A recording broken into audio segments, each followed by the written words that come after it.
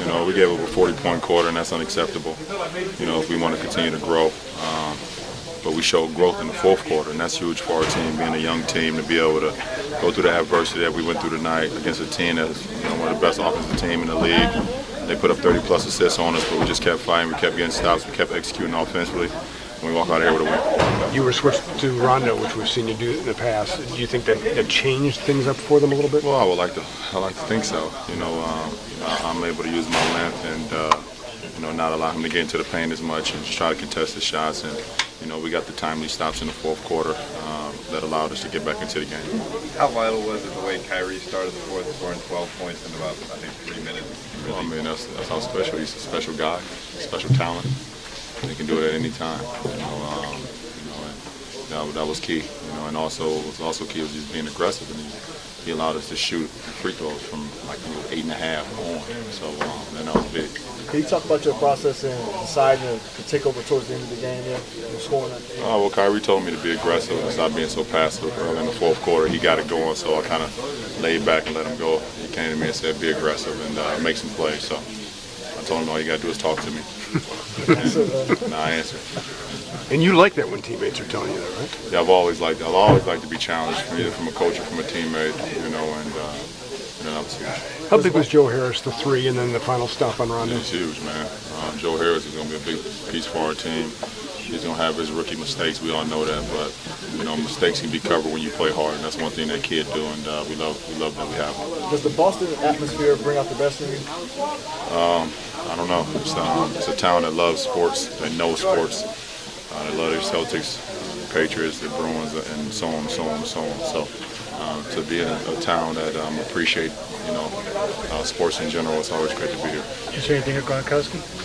Yeah, I told him he got a pair of shoes of mine that I don't even have.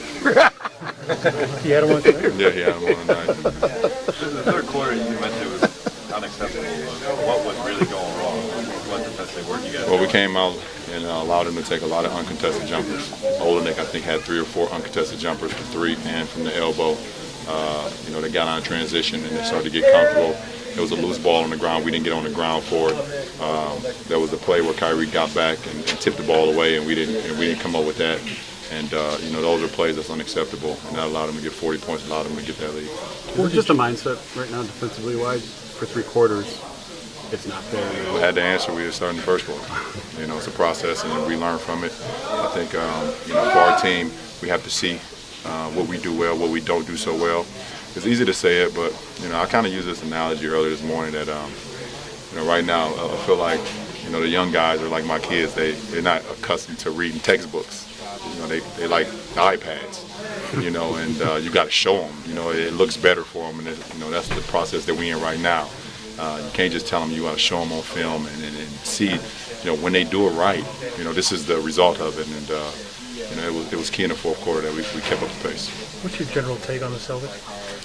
I think they're going to surprise a lot of teams, and they're better than what the critics said coming into this season. I think Coach Stevens has done a great job of putting a system in there that allows everyone to feel comfortable, to feel loose, and play a great style of basketball. And 30 assists, and I think they're top 3 in the league in assists. They're top 3 in the league in scoring right now. It's a great brand of basketball that they have here so far. How can you guys overcome the lack of rim protection? Say that again. How do you guys overcome the lack of rim protection that you guys have? It's not that. I mean, we didn't have rim protection in Miami either. You defensively, you have guys. When someone breaks down, someone covers for you, and the backside covers for that guy. You look at a lot of championship teams. It wasn't. San Antonio. As great as Tim Duncan is, he's not a guy that's going to be blocking shots above the rim. The Bulls in the 90s, Luke Longley and Rob and those guys, they wasn't up top blocking shots. It's the system that you put in, and it starts at the point of the ball, and then everyone talking behind her and everyone flying around covering for guys when they break down.